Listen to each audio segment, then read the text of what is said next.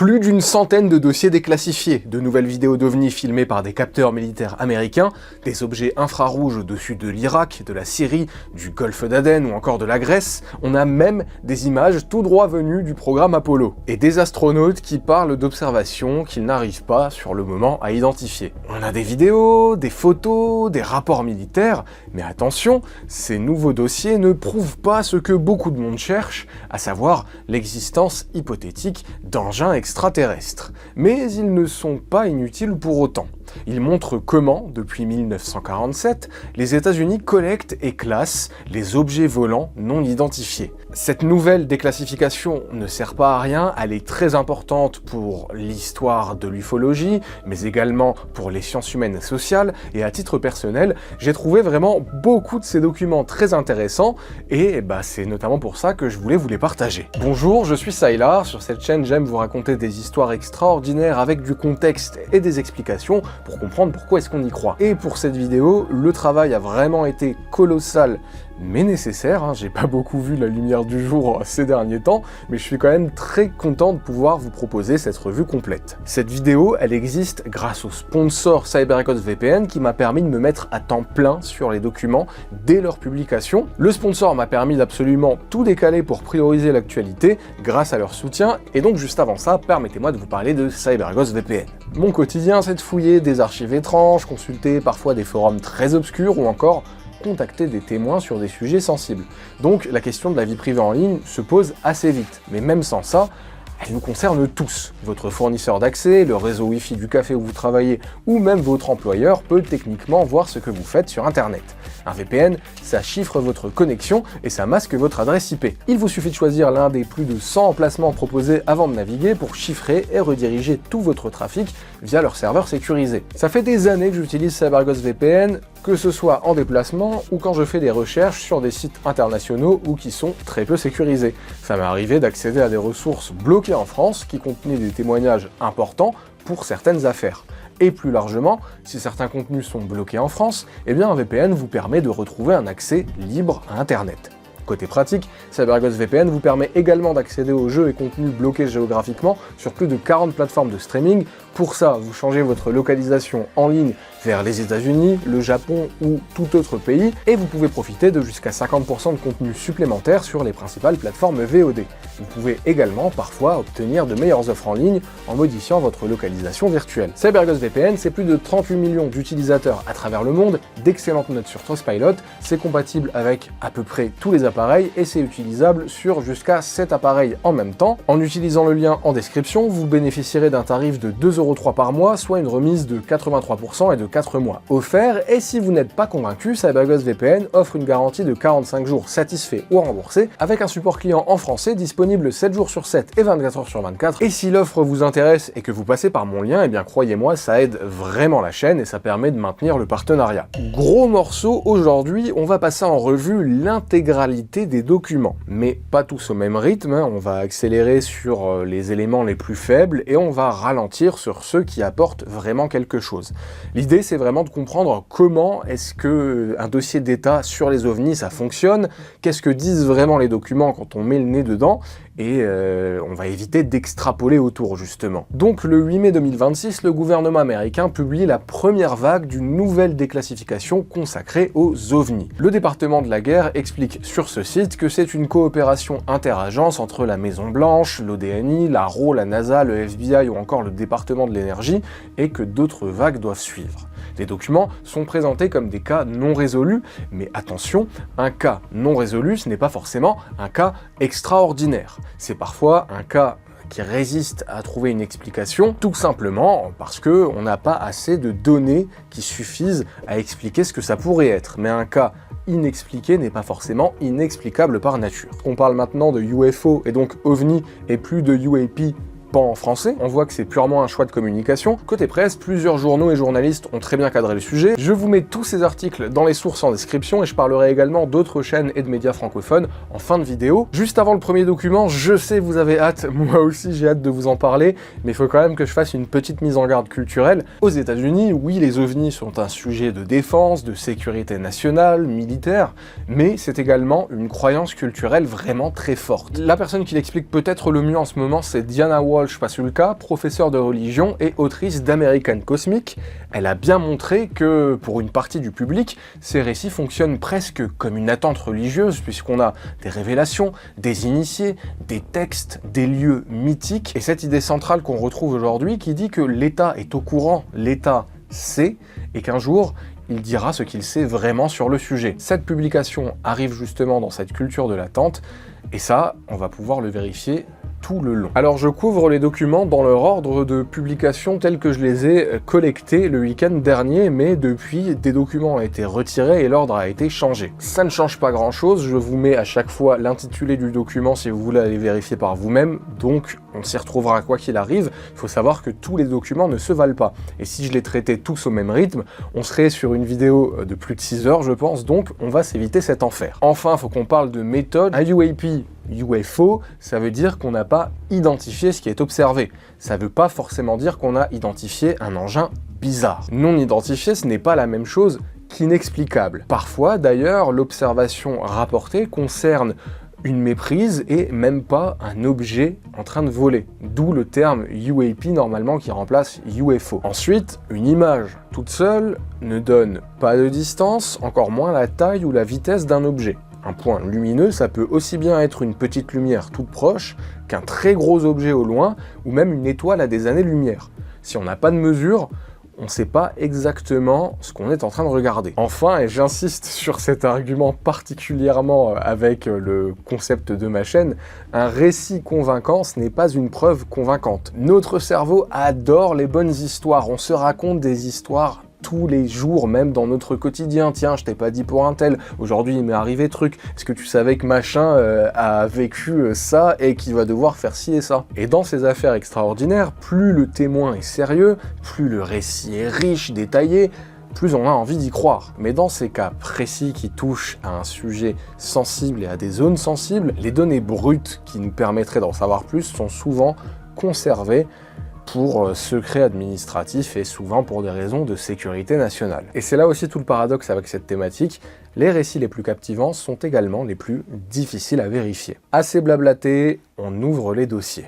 Sur cette première page, les 9 documents représentent 9 sections d'un énorme dossier du FBI consacré au disque volant. Le premier document, comme les autres d'ailleurs, fait plus d'une centaine de pages. On y trouve des lettres, des coupures de journaux, des courriers de citoyens adressés au FBI et les réponses de l'administration. Il y aurait énormément d'exemples à vous donner, mais il y a par exemple cette lettre qui résume très bien l'époque. Florence Doe, une habitante du New Hampshire, écrit au directeur du FBI, J. Edgar Hoover, en 1966. Elle vient d'acheter 12 numéros d'une revue de soucoupes volantes, elle les lit, et ce qui l'inquiète, c'est pas tant les soucoupes volantes, mais c'est plutôt le communisme. Elle demande au FBI si ce club d'ufologues et tous ces gens qui s'intéressent aux soucoupes volantes ne seraient pas en fait des soviétiques sous couverture. Le FBI répond qu'il ne juge pas les organisations ou encore les individus, mais on comprend comment est-ce que toutes ces nouvelles rumeurs suite à des observations d'objets volants non identifiés deviennent petit à petit une affaire d'État. Par exemple, dans ce dossier, on peut retrouver des photos très étranges qui désigneraient soi-disant des êtres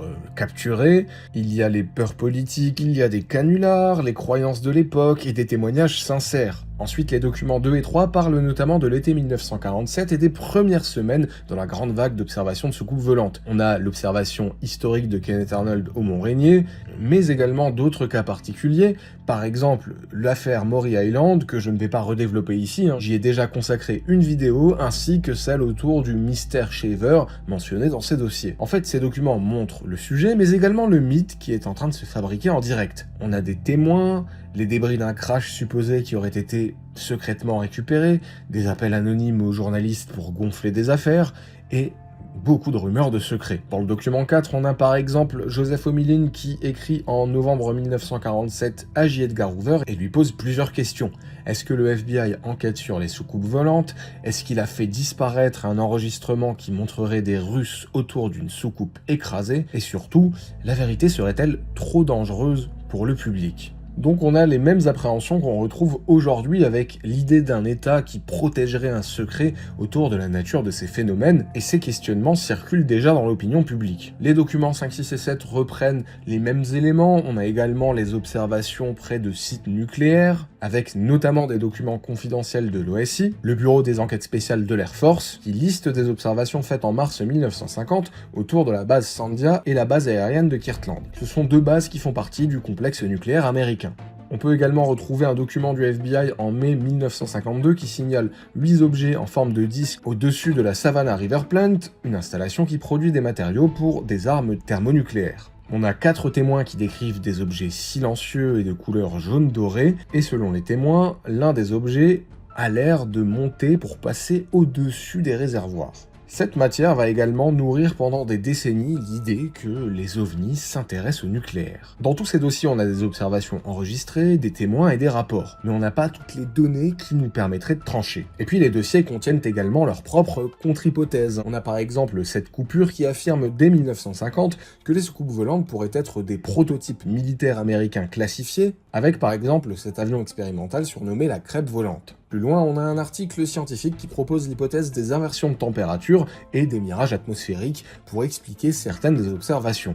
D'ailleurs, l'auteur se demande déjà comment est-ce qu'un témoin peut, avec ses propres yeux et uniquement ses yeux, estimer correctement la distance, la taille et la vitesse d'un objet inconnu. Il y a aussi un responsable de l'OSI qui se demande si le fait de parler de ces soucoupes volantes n'alimenterait pas un petit peu une paranoïa sociétale autour du phénomène. L'institution comprend que plus elle parle de soucoupes volantes, même pour les expliquer, plus elle nourrit ce nouveau phénomène social. On comprend aussi avec ces dossiers que l'ufologie américaine devient un milieu très organisé. Là aussi, on retrouve toute l'idée moderne de la divulgation, la disclosure, qui est déjà présente, comme quoi le gouvernement connaîtrait la vérité, mais la cacherait tout simplement parce que le public n'est pas encore prêt, mais la vérité finira par sortir. Dans le document 9, on peut retrouver notamment une annexe de l'Air Force avec les premières observations enregistrées pendant la vague de 47. On apprend également que ce dossier remonte ensuite vers Wright Field à Dayton dans l'Ohio, et c'est là qu'en 1948, l'Air Force va lancer les projets Sign, qui deviendront ensuite Grudge et Blue Book.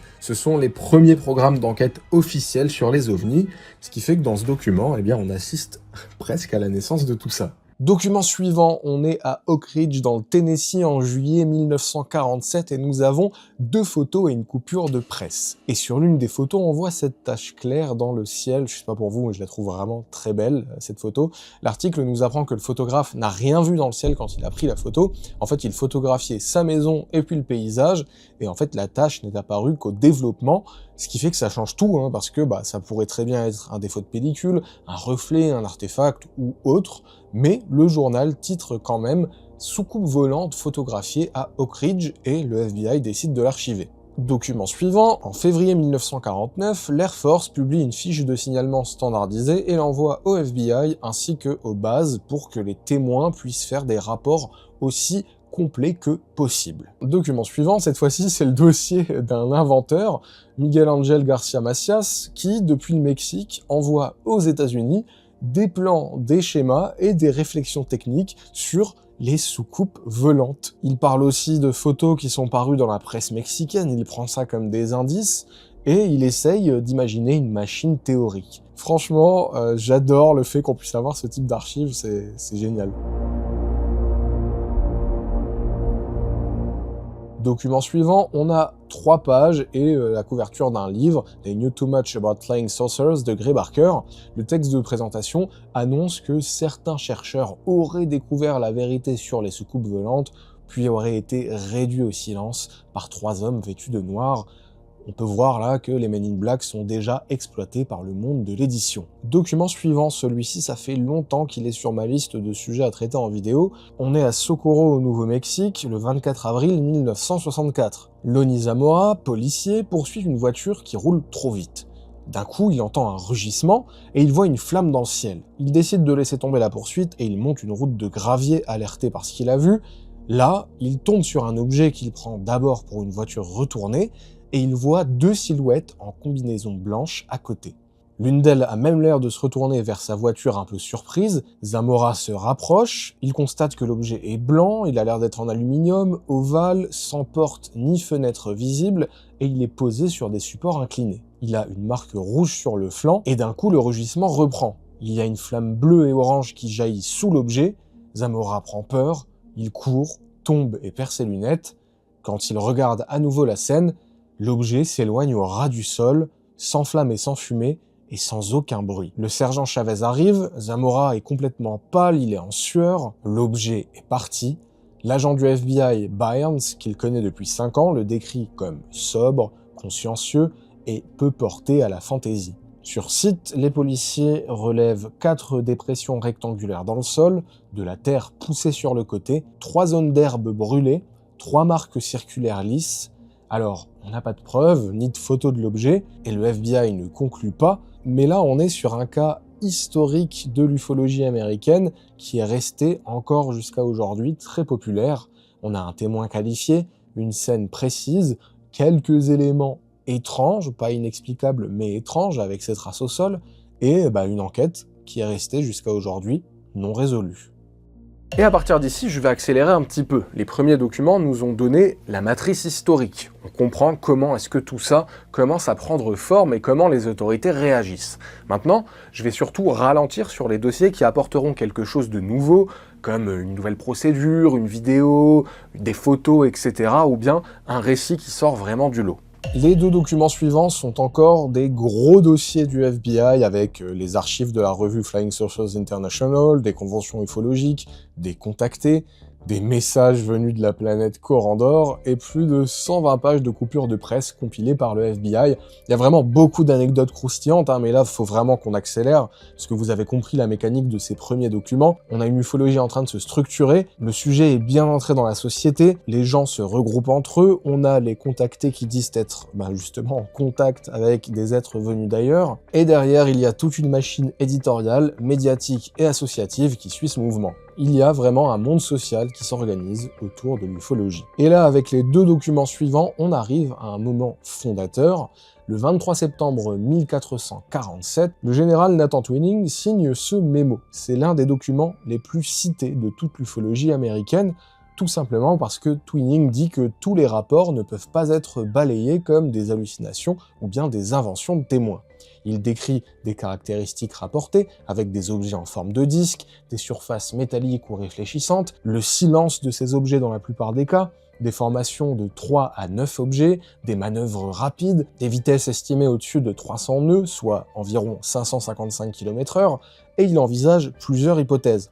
Des phénomènes naturels, des prototypes américains classifiés inconnus de son propre commandement, ou bien une technologie étrangère inconnue, peut-être avec une forme de propulsion avancée. Mais ce qui rend ces documents historiques, c'est surtout que Twining recommande de créer une étude officielle avec un niveau de priorité, de classification, des noms de code et des rapports réguliers, pour faire circuler tout ça entre les différents services. Et 3 mois plus tard, le 30 décembre 1947, cette recommandation devient réalité avec le projet SIGN. C'est la naissance du tout premier programme officiel de l'US Air Force consacré à l'étude du phénomène OVNI. Le prochain document est une archive du rapport Cometa, publié en 1999. Les ovnis et la défense, à quoi se préparer? Alors en France, ce rapport, il est souvent présenté comme une reconnaissance quasi officielle du sérieux du sujet OVNI, notamment parce qu'il est signé par d'anciens auditeurs de l'IHEDN, des militaires et des hauts fonctionnaires, avec le général Denis Letty à sa tête. Mais le rapport Cometa n'est pas un rapport du gouvernement français, nuance. C'est un rapport privé, remis à Lionel Jospin et Jacques Chirac, mais qui n'a pas été commandé par l'État. Le rapport ne dit pas « la France reconnaît que », mais plutôt que des anciens responsables français militent pour prendre le sujet OVNI au sérieux. Avec ces 2 documents, on voyage directement dans la conquête spatiale. On est en décembre 1965 dans le vol Gemini 7 et il y a Frank Borman et Jim Lovell qui sont en orbite autour de la Terre. Ils participent à une mission longue durée de 14 jours qui doit préparer justement les missions Apollo. Au 4e jour, l'équipage signale quelque chose d'inhabituel à Houston. Borman dit, je traduis, on a un bogey à 10 heures. En jargon aéronautique, un bogey, c'est un contact non identifié. Roger. Gemini 7, is that the booster or is that an actual sighting? We have several, looks like the 3 up there, actual sighting. You have any more information, estimated distance or size? We also have the booster in sight. Understand you also have the booster in sight, Roger. And we have very, very many, looks like hundreds of little particles going by from west out about 3 to 4 miles. were these particles in addition to the booster and the bogey at 10 o'clock high? I have the booster on my side as a brilliant body in the sun against a black background and with billions of particles around it. Chimney Control here again. The reference in that conversation to the third unidentified object, of course, was bogey. Document suivant, il s'agit des rapports d'un bataillon à l'hiver 44-45, en pleine Seconde Guerre mondiale, qui voit des lumières rouges, oranges et vertes, parfois en formation, parfois qui suivent les chasseurs alliés au-dessus de l'Europe dans le ciel, et les équipages les nomment Foo Fighters. Ce document met donc en avant le sujet des ovnis pendant la Seconde Guerre mondiale, et la question qui va avec, est-ce que l'ennemi a une technologie qu'on ne connaît pas? Document suivant, en novembre 1948, il s'agit là d'un extrait du renseignement de l'US Air Force en Europe qui rapporte une opinion qu'on attribue au service de renseignement suédois. Ces phénomènes résulteraient, les ovnis, d'une compétence technique qu'aucune culture terrestre connue ne possède selon eux, donc il s'agirait possiblement, selon eux, d'une origine extraterrestre. Mais le document s'ouvre par un avertissement, ces rapports sont transmis tels quels, sans aucune validation. C'est une opinion hypothétique qu'on pourrait formuler, vous et moi également, à une époque où les renseignements militaires se questionnaient sur la nature de certaines observations. Il faut vraiment remettre ça dans son contexte. Document suivant, on est en octobre 1955, un train traverse la Transcaucasie soviétique. À bord de ce train se trouve notamment le sénateur américain Richard Russell Jr., un lieutenant-colonel et un civil. Le 4 octobre, vers 19h10, il voit depuis la fenêtre un objet décoller au loin. Précisément un disque avec 4 lumières autour. Il rapporte que le disque a effectué une montée presque verticale avec une accélération brutale vers le nord. Une minute plus tard, il constate un deuxième objet qui effectue la même manœuvre. Alors sur le papier, c'est un cas assez intéressant. On a un sénateur américain en URSS en pleine guerre froide qui rapporte une observation d'OVNI, mais ce dossier est également limité, il s'agit d'une observation de nuit depuis un train en mouvement, observation effectuée à l'œil nu, et il faut savoir que dans la zone, il y avait également des projecteurs au sol. Et puis quand on lit la suite du rapport, on comprend que Russell n'était pas là pour enquêter sur les ovnis, c'est tout simplement un dossier de renseignement de voyage, mais qui fait partie d'une mission beaucoup plus large qui était d'observer l'Union soviétique. 3 documents suivants qui nous parlent des routines en 1947, avec 3 autres fiches autour de la grande vague de juillet. On a les témoignages, mais rien d'autre. Document suivant, il s'agit du mémo Hunter. Le 18 juillet 1963, Maxwell Hunter, membre d'un conseil spatial rattaché à la Maison Blanche, écrit un mémo intitulé « Thoughts on the Space Alien Race Question ». Il se demande comment est-ce que les États-Unis devraient réagir si une intelligence extraterrestre était découverte. Il réfléchit autour de cette hypothèse et il distingue plusieurs scénarios. Une civilisation à peine plus avancée que la nôtre, une civilisation qui maîtriserait le nucléaire spatial, ou bien encore une civilisation qui utiliserait une physique totalement inconnue. C'est un document intéressant parce que ça nous montre que, en 1963, en tout cas au sein du pouvoir américain, on se demandait déjà comment est-ce que l'État réagirait face à l'impensable, à une civilisation venue d'ailleurs, et sa conclusion est simple, tant que ça n'arrivera pas, personne ne prendra vraiment le sujet au sérieux, et si jamais ça arrive, on improvisera. Document suivant, il s'agit d'un mémo de 2 pages daté du 28 juillet 1952. Le document fait le point sur l'augmentation des signalements d'OVNI et propose plusieurs explications possibles. Là, c'est vraiment la date qui est intéressante puisque 2 jours plus tôt, c'était le Carousel de Washington, la 2e nuit où des objets non identifiés ont été détectés au radar au-dessus du Capitole et de la Maison Blanche avec des chasseurs envoyés pour les intercepter. Ça a donné lieu à une conférence de presse officielle de l'armée américaine et à d'autres directives liées au sujet par la suite. Ensuite, on a encore 4 documents du FBI avec des témoignages associés à des observations d'OVNI, notamment un récit tardif d'un réfugié polonais qui dit avoir vu un disque dans l'Allemagne nazie en 1944. Et c'est exactement le genre de témoignage qui alimente le mythe autour des soucoupes volantes nazies. Là, c'est un exemple, mais évidemment, il faut fouiller ces dossiers qui s'étalent sur plusieurs décennies et qui donnent beaucoup de matière aux passionnés d'histoire de l'ufologie qui vont adorer creuser tout ça.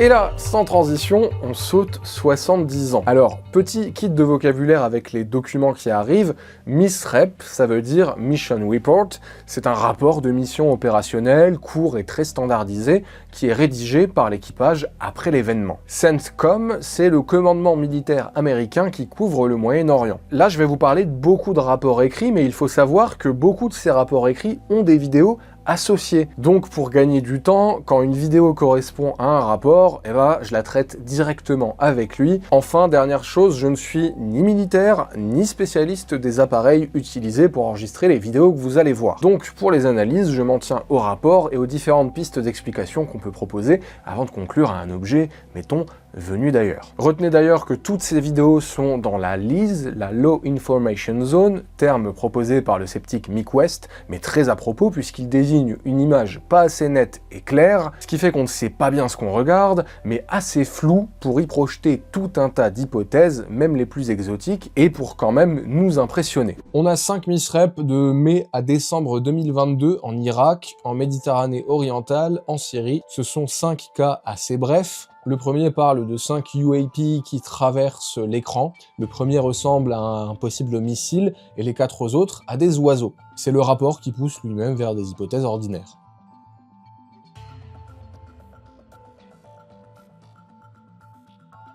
Le suivant concerne un objet qui a été suivi beaucoup trop brièvement. Le suivant prend place dans une mission saturée d'appareils russes qui ont été identifiés, dont un Su-30, et il y a une seule observation qui reste non identifiée, c'est celle-ci qui devient un UAP. Ensuite, on en a un autre avec moins d'une minute d'observation. Et encore un autre cas assez bref où le rapport parle lui-même de possibles UAP ou UAV, c'est-à-dire des objets volants non identifiés et de possibles drones. Vous voyez les vidéos associées à ces cas, qui confirment surtout la difficulté de tirer quoi que ce soit de ces cas. On a des signatures assez brèves, la télémétrie est complètement caviardée, donc on n'a pas plus d'infos. Et d'ailleurs, c'est caviardé pourquoi? Tout simplement pour probablement protéger les systèmes militaires qui sont utilisés. C'est logique, mais résultat, pour ceux qui veulent essayer d'en savoir plus, ça nous aide pas trop, quoi. Mais ensuite, on peut quand même s'arrêter sur celui-ci, le suivant, Shaddadi en Syrie, en février 2023. On a 2 F-15E qui sont en mission près de Shaddadi, et l'équipage signale un brouillage radar sur la bande X, c'est une gamme de fréquences utilisée par certains radars militaires. Dans ce contexte, 3 possibles UAP sont observés à environ 24 000 pieds, donc un peu plus de 7 000 mètres d'altitude.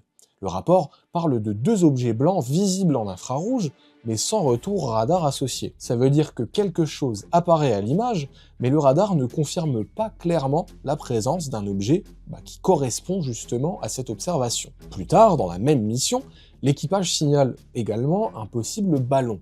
Et le rapport propose lui-même une explication possible pour le brouillage radar, ce serait un brouilleur turc situé de l'autre côté de la frontière qui aurait pu provoquer tout ça. Et le rapport indique qu'une vidéo du système de visée a bel et bien été produite. Alors à moins que je sois passé à côté, cette vidéo n'apparaît pas comme fichier clairement identifiable dans la déclassification publiée, c'est un peu dommage. On sait donc qu'il y a une trace vidéo qui existe quelque part dans les archives, mais pour le moment on peut pas la visionner et on peut pas en savoir plus sur cette affaire. Document suivant, nous sommes en 2023 pendant l'opération Inherent Resolve, on a 2 F-16CM qui sont en mission de défense aérienne et d'un seul coup l'équipage signale plusieurs objets brillants, peut-être entre 10 et 20, qui se situent très haut dans le ciel.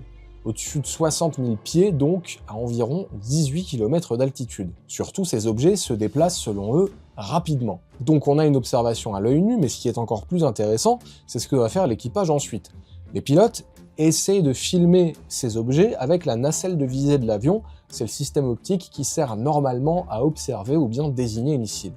Ils utilisent le mode de caméra classique en lumière visible, l'un des objets est accroché pendant environ 20 secondes, et il devient ensuite trop faible et disparaît. Selon un analyste, l'image obtenue a été comparée à celle d'une étoile, sauf que le rendu n'est pas le même. Donc l'hypothèse d'une étoile est beaucoup trop simpliste, mais on n'a pas d'autres données pour aller beaucoup plus loin. Pour les 2 documents suivants, nous sommes aux Émirats Arabes Unis en octobre 2023.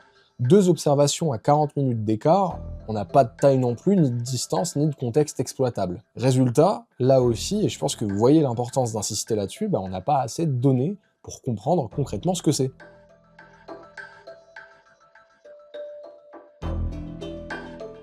Maintenant, on voyage en Grèce en janvier 2024. Le rapport décrit un objet avec une sorte de masse verticale en dessous de lui, qui ne manœuvre pas et dont la vitesse est estimée à environ 800 km/h. Ce qui est important, c'est que l'objet apparaît uniquement en SWIR, c'est une bande infrarouge invisible à l'œil nu. La vidéo associée à ce rapport est d'ailleurs très parlante, et pendant presque 1 minute, on voit effectivement cette forme qui ressemble à une goutte inversée avec un prolongement vertical. C'est intéressant parce qu'on a bel et bien une signature de l'objet dans une bande du capteur, mais on ne sait pas si la forme correspond à un objet réel, ou bien si cette forme est en partie produite par le contraste, le mode d'affichage ou bien le traitement du capteur. Là aussi, on a des limites techniques, et si certains s'y connaissent dans les commentaires, évidemment, n'hésitez pas à réagir sur ce cas ou les autres que je vous montre, hein, je suis preneur, moi je vous passe les infos à disposition.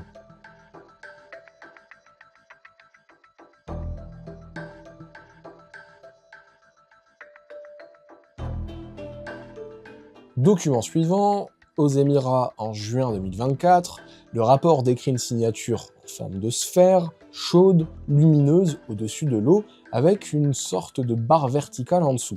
La vitesse est estimée à 140 nœuds, ça fait 260 km/h. Et visuellement, c'est vrai que c'est assez frappant, on voit bel et bien cette sphère au-dessus de l'eau, avec une tige en dessous. Le rapport propose lui-même une hypothèse assez prudente, ce serait un reflet dans l'eau. Ça voudrait donc dire que cette tige n'est peut-être pas une partie de l'objet, mais elle pourrait venir de l'interaction entre la signature, la surface de l'eau et le capteur. Document suivant, attention, ça va vite. Pendant cette séquence, quelque chose traverse très vite le champ des capteurs. Le rapport dit que l'objet produit un effet lumineux infrarouge sur 2 capteurs différents, et c'est ce détail qui est vraiment intéressant puisque 2 systèmes voient bel et bien quelque chose. Le rapport ne tranche pas, il faut qu'on reste prudent, mais en tout cas, c'est quand même effectivement un cas plutôt intéressant.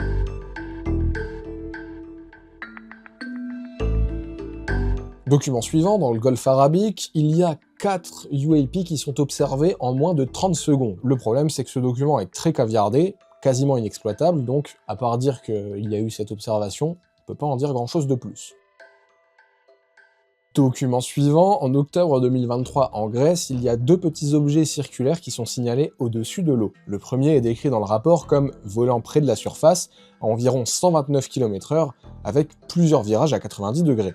Alors sur le papier, c'est très impressionnant, mais quand on regarde la vidéo associée, ça l'est tout de suite beaucoup moins. On voit surtout une petite zone de contraste que le capteur essaye de suivre. À un moment, la signature se confond avec l'arrière-plan et le capteur perd le verrouillage sur l'objet. Elle montre surtout le système d'imagerie qui essaie de suivre une petite signature et qui galère un peu.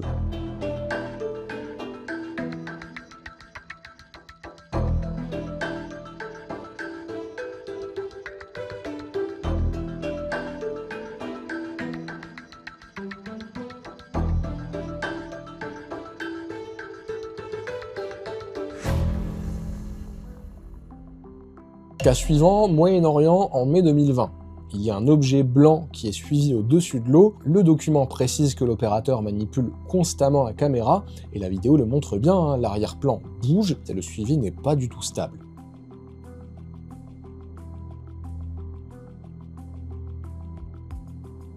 Document suivant, en octobre 2020 dans le golfe d'Aden, il y a un objet rond, froid en infrarouge, qui est suivi pendant un peu plus d'1 minute.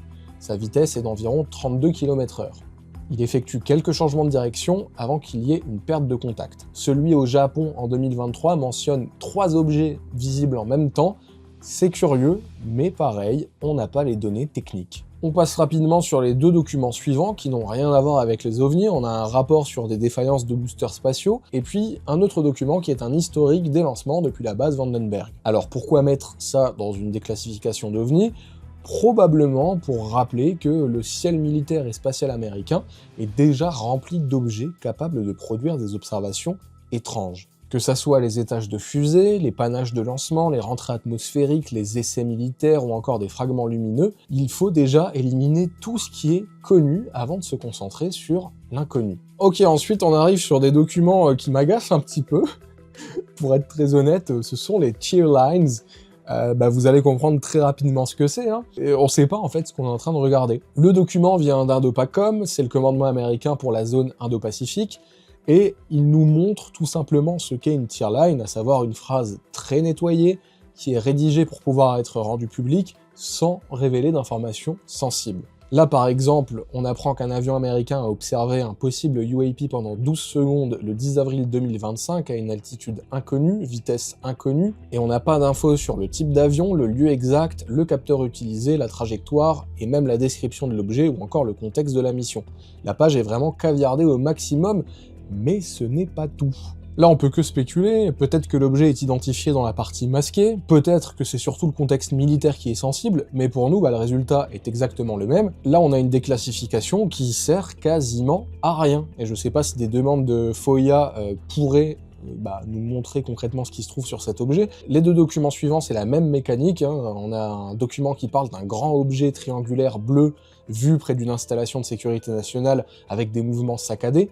On retrouve vraiment tout l'imaginaire ufologique classique, et une autre qui parle d'une observation qui aurait duré plus de 2 heures, mais où pareil, on manque un peu d'informations. Ensuite, en septembre 2020, dans le golfe d'Aden, ce cas-là est un peu plus propre. On a l'équipage qui suit un objet pendant 8 minutes, l'objet est rond, froid en infrarouge, et sa vitesse est estimée à environ 450 km/h.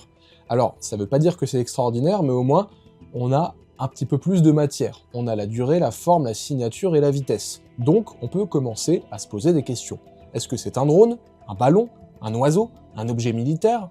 On peut pas trancher avec ce qui est publié, c'est pour ça d'ailleurs que ce cas reste irrésolu, mais au moins on a un peu plus de matière, et vous voyez que quand on a plus de matière, on peut commencer à émettre des hypothèses qui peuvent essayer de se réduire. On continue, on est en octobre 2020, celui-ci, il est vraiment cool. Il s'agit d'un range fowler, c'est-à-dire un objet non identifié qui vient perturber une zone d'entraînement militaire. Le rapport mentionne plusieurs éléments intéressants, un verrouillage radar, une vidéo prise par la caméra de visée de l'avion, 2 signatures infrarouges, 2 lumières rouges clignotantes, et peut-être même du brouillage électronique. Alors sur le papier, ça pourrait être un des cas les plus riches de tout ce corpus, il faut pas qu'on surinterprète, mais sur la base seule de la description, en tout cas, il a été corroboré de manière multifactorielle. Bon là je passe sur près d'une dizaine de documents parce que c'est exactement la même mécanique et je vais commencer à me répéter. Ces documents disent que une observation a été relevée mais pas au point d'interrompre l'opération. Même problème niveau données à Djibouti en 2025, on a 2 objets ronds qui apparaissent en white hot, c'est-à-dire en blanc sur l'image thermique, parce qu'ils sont plus chauds que le fond justement. On a une trace claire, hein, mais on n'a pas assez de contexte, ni distance, ni taille, ni trajectoire. Donc on peut pas en dire plus sans extrapoler.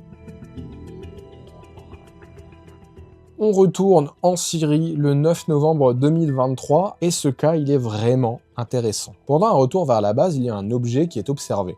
Le rapport décrit l'objet avec une formule inhabituelle, « shaped as a bouncy ball », en forme de balle rebondissante. L'objet arrive du sud, il descend en altitude, passe près de l'avion sans comportement menaçant, et continue sa route. L'objet est suivi pendant au moins 7 minutes. Sa vitesse est estimée à environ 785 km. Le rapport précise également que l'objet n'émet rien du tout, il n'y a pas d'interférence et il n'y a pas d'effet sur l'équipage. Alors, 7 minutes de suivi, c'est long, mais c'est pas extraordinaire en soi. Pareil pour la vitesse de l'objet qui n'est pas incompatible avec un appareil conventionnel. Maintenant, ce qui rend ce cas plus solide que d'autres, par exemple, c'est qu'il donne là aussi beaucoup de matière. On a la durée, la trajectoire, la forme, le comportement de l'objet, qui ne fait pas n'importe quoi. Il arrive, il descend, il passe l'avion, il continue. Là, pour le coup, on a un objet concret avec un comportement. C'est intéressant à analyser, et à première vue, on ne sait pas ce que c'était. Rappelons-nous qu'inexpliqué n'est pas inexplicable, mais c'est quand même un cas très intéressant.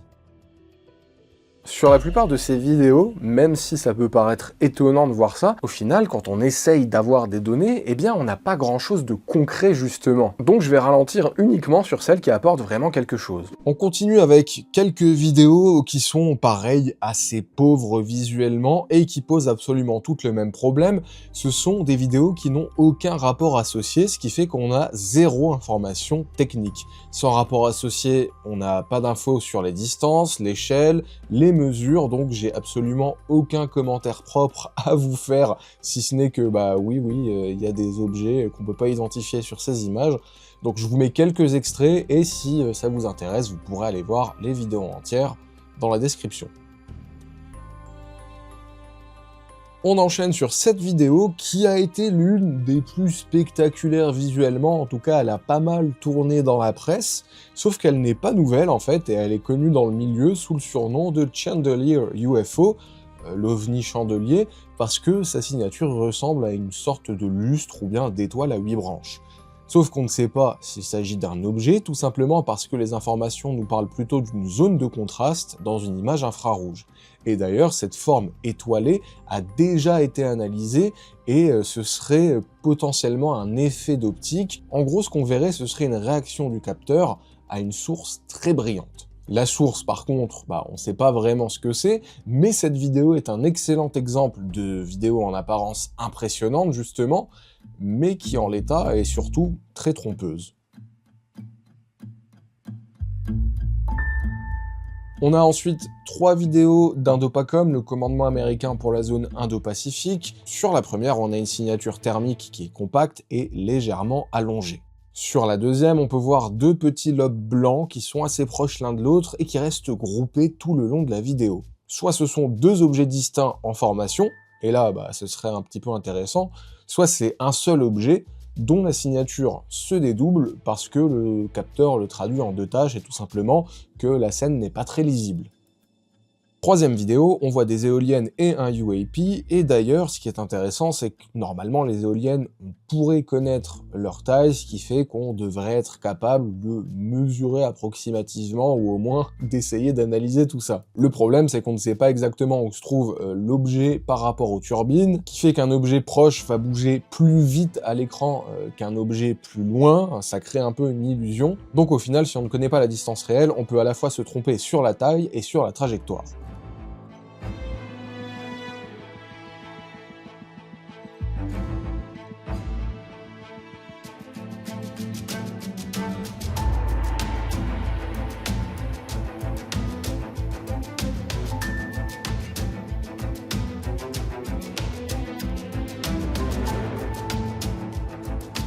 Vidéo suivante, on a une lumière dans le noir. Ça peut être proche comme très très loin. Là, bon, c'est surtout une lumière dans la nuit.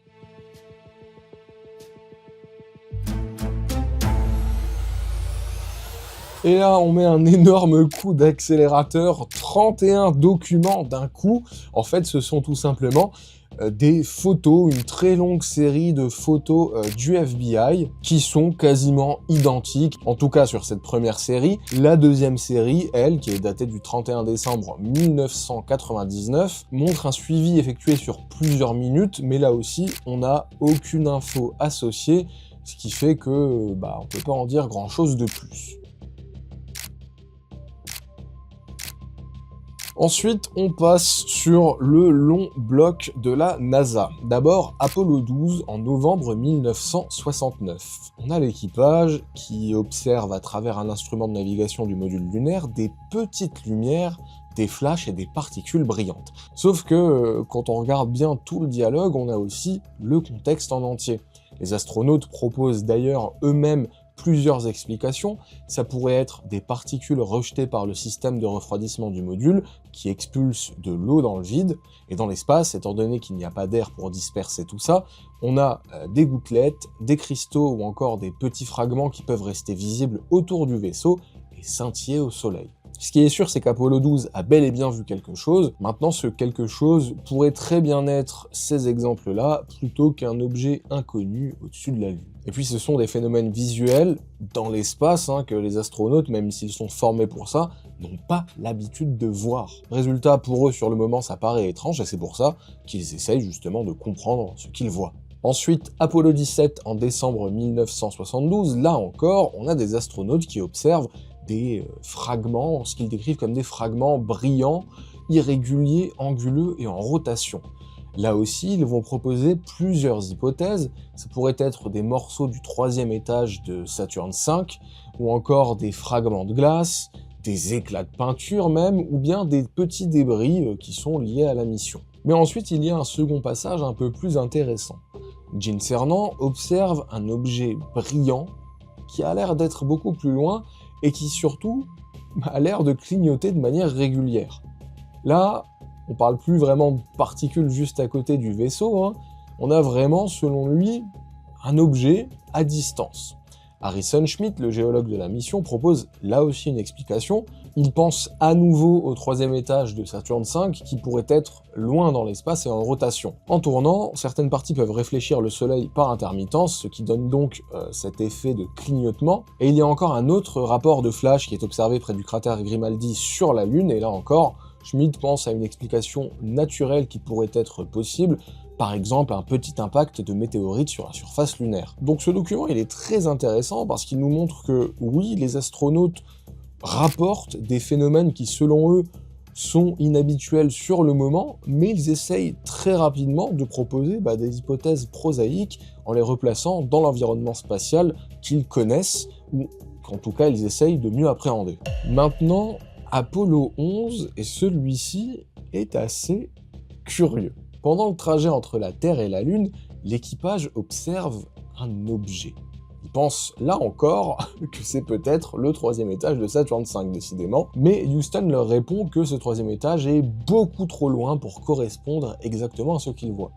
Ce qui fait que, là, ils ont plus trop d'idées sur ce que ça pourrait être. Avec leurs instruments, les astronautes essayent de l'identifier, mais ils n'arrivent pas à comprendre quelle forme est-ce qu'il a vraiment. Ils utilisent un monoculaire pour essayer de mieux voir l'objet, et quand ils utilisent un sextant pour essayer de mieux l'identifier, eh bien ils remarquent que quand l'image est mal réglée, l'objet change de forme. Il a l'air cylindrique, puis creux, puis ensuite il ressemble à 2 anneaux, et après il a une forme en L, ou bien même, comme ils le décrivent, en forme de valise ouverte. Là, Neil Armstrong, il dit que, en fait, ils peuvent pas l'identifier parce que s'ils ne connaissent pas la distance de cet objet, ils ne peuvent pas connaître sa taille. Et résultat, sans connaître sa taille, ils peuvent pas non plus connaître sa distance. C'est un peu le serpent qui se mord la queue.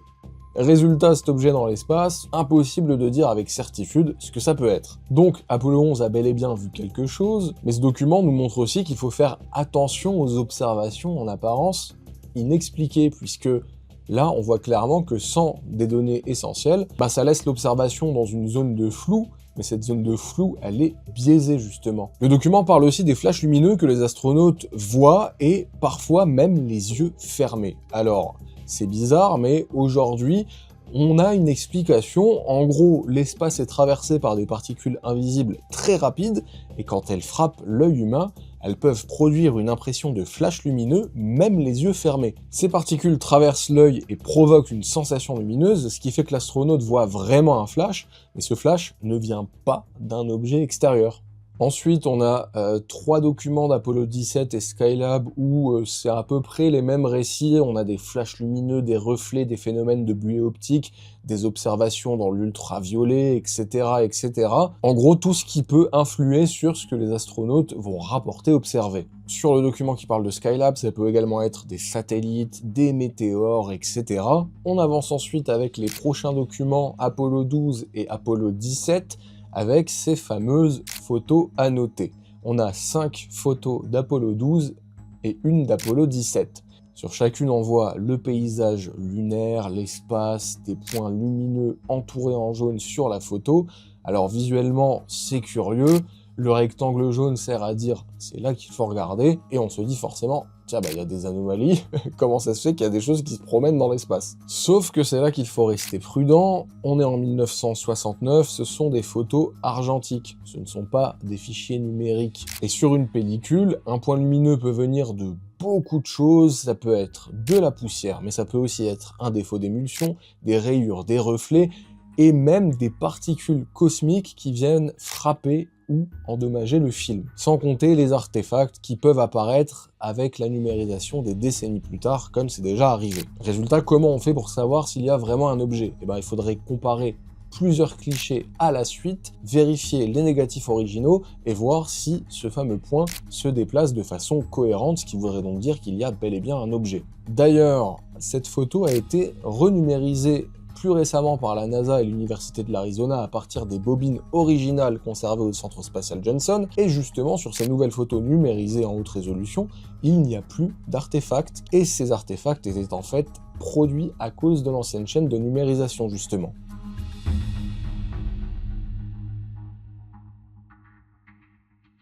Toutes les parties sur la NASA, honnêtement, j'ai adoré. Je trouve que c'est de la matière à imaginaire absolument incroyable. Maintenant, oui, les missions Apollo ont bel et bien produit des observations étranges. Les astronautes ont bien vu des choses qu'ils identifiaient pas toujours immédiatement.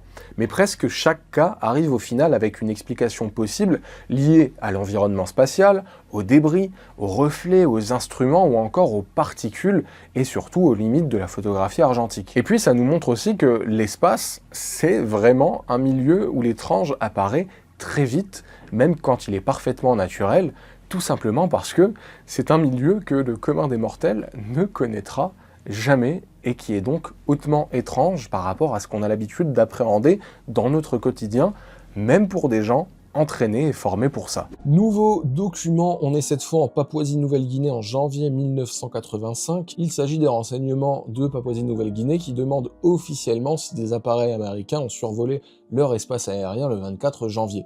L'ambassade américaine répond que non, aucun B-52 n'était dans la zone, mais ça ne veut pas dire que c'était pas justement un avion tout à fait conventionnel, peut-être en espionnage, qui, pour éviter un problème diplomatique, ne dit pas que c'était lui. Nouveau cas d'OVNI au Kazakhstan le 27 janvier 1994, on a un Boeing 747 SP qui est en plein vol à environ 12 500 mètres, et à bord se trouvent 3 pilotes américains. Selon le témoignage, ils observent une lumière très intense qui arrive rapidement depuis l'horizon est, à une altitude qui leur paraît beaucoup plus élevée que celle de l'avion. Leur observation dure quand même 40 minutes, c'est très très long, et l'objet, selon eux, fait des cercles, a des trajectoires en tire-bouchon, effectue des virages à 90 degrés. Le chef pilote Ed Rhodes prend des photos avec un petit appareil Olympus et plus tard, il déclare qu'il voit des traînées de condensation qu'il estime à environ 30 km d'altitude. On leur propose l'hypothèse que ça pourrait être un météore. Ed Rhodes, le chef pilote, n'est pas du tout d'accord et rejette cette hypothèse. Par contre, il est tellement frappé par ce qu'il vit et ce qu'il voit qu'il pense que ça pourrait carrément être un objet contrôlé intelligemment et que l'objet pourrait être extraterrestre. Enfin, l'ambassade qui rapporte ce témoignage conclut elle-même qu'ils n'ont pas d'opinion sur ce qu'ils rapportent, ils se contentent simplement de transmettre l'information pour ce qu'elle vaut. Puisqu'on a entamé les canaux diplomatiques, on a 3 documents qui suivent. En Géorgie, en 2001, le mot OVNI est utilisé cette fois-ci dans un contexte de tension avec la Russie, puisque des appareils sont signalés au mauvais endroit. Quand il y a des discussions pour demander des comptes, des responsables russes suggèrent que ça pourrait être des ovnis. Traduction, c'était pas nous, ça pourrait être n'importe qui ou n'importe quoi. Au Turkménistan, en 2004, il y a une association d'ufologues qui finit par avoir tellement de poids qu'elle a un impact dans la société civile. Et puis plus récemment, en 2023, on a l'affaire des supposés corps extraterrestres de Jamie Maussan au Mexique, qui est traitée par les diplomates, et ils expliquent que c'était une mise en scène pas du tout fondée. On voit que la thématique OVNI est discutée dans les canaux diplomatiques, à la fois pour des problématiques de souveraineté territoriale, mais également de politique, ou encore justement de questions médiatiques. Je trouve que ça montre bien comment, effectivement, ce sujet fait partie de la société. Enfin, on arrive petit à petit à la fin. Le contenu nous est présenté comme le témoignage venant d'une US person, donc un citoyen ou un résident américain au sens administratif, et c'est bien caviardé, mais ce qui reste lisible décrit un événement pour le coup très étrange. L'affaire commence en 2025 dans une zone montagneuse. Un responsable important du renseignement américain serait impliqué avec plusieurs partenaires fédéraux et locaux.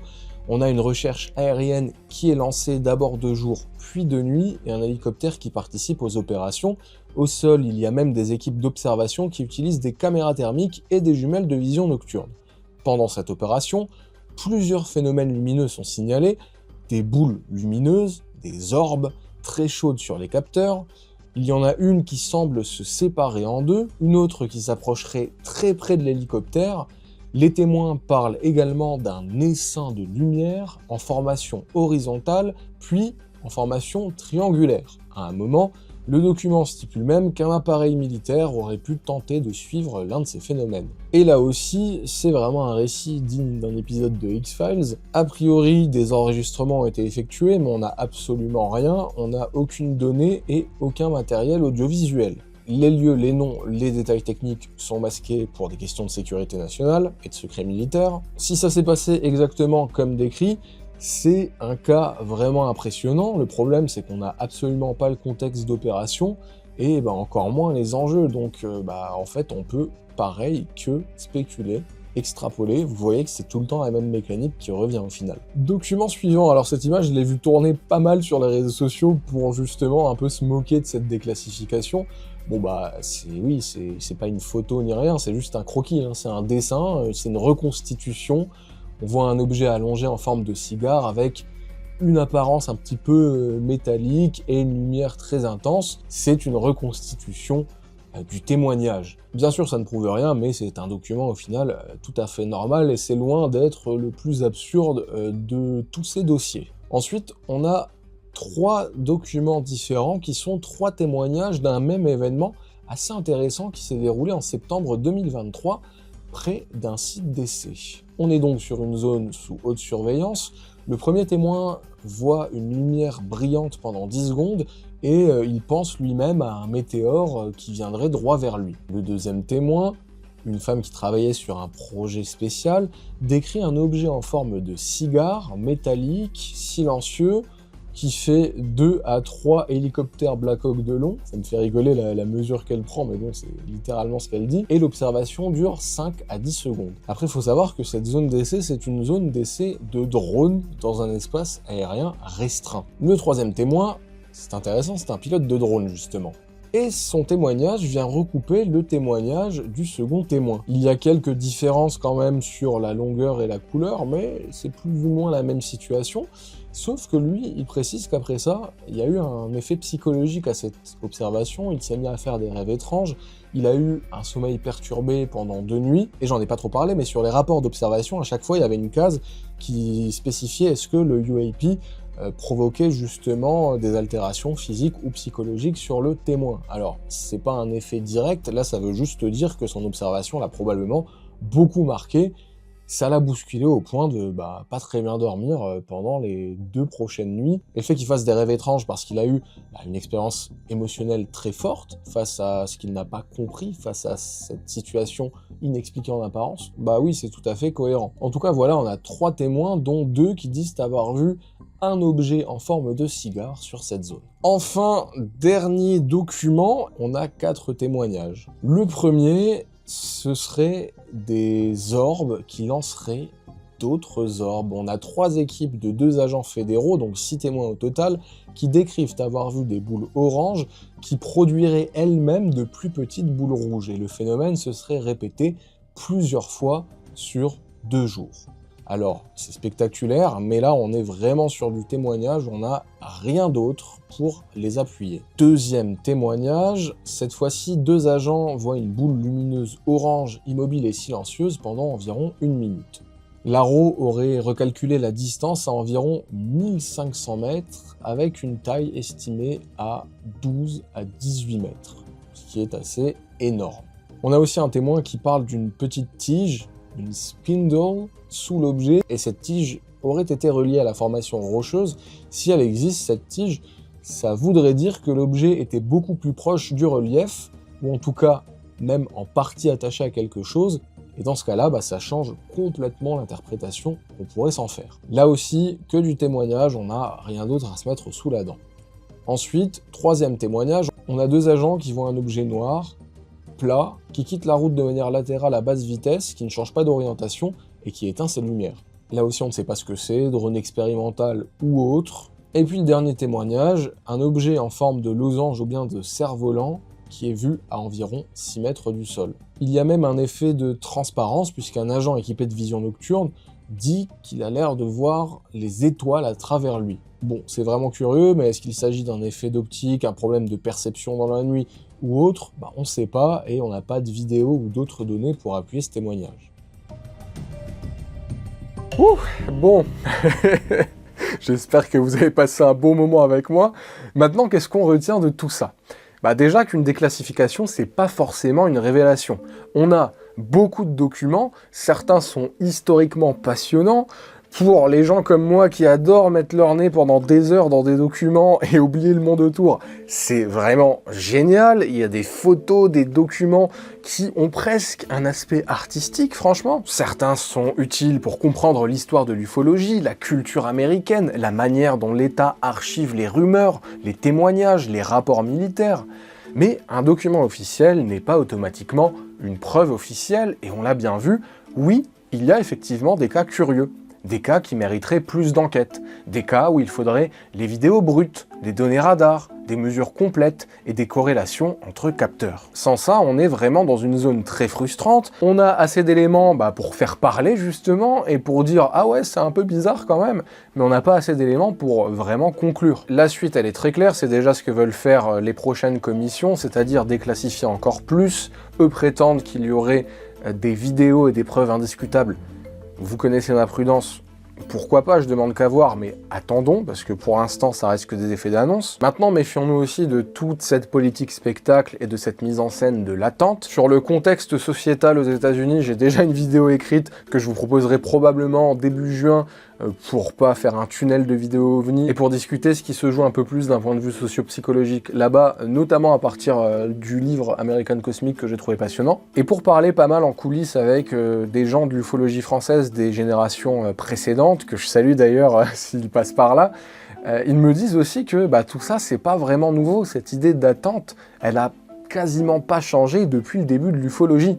On a même, à chaque fois, c'est ce qu'ils me disent, l'impression de réinventer la roue. Et puis derrière ces dossiers, vous m'entendez à chaque fois le dire sur ces vidéos actualités, mais c'est important, il y a des gens qui disent avoir vu quelque chose. Des pilotes, des policiers, des astronautes, des agents fédéraux, des civils. Et quand je parle de tous ces cas que je trouve au final mal documentés dans ce qu'on nous donne vraiment, avec des données très partielles, etc., évidemment, je ne dis pas que ces témoins n'ont rien vécu. Je dis que le système ne permet pas toujours de comprendre ce qu'ils ont vécu.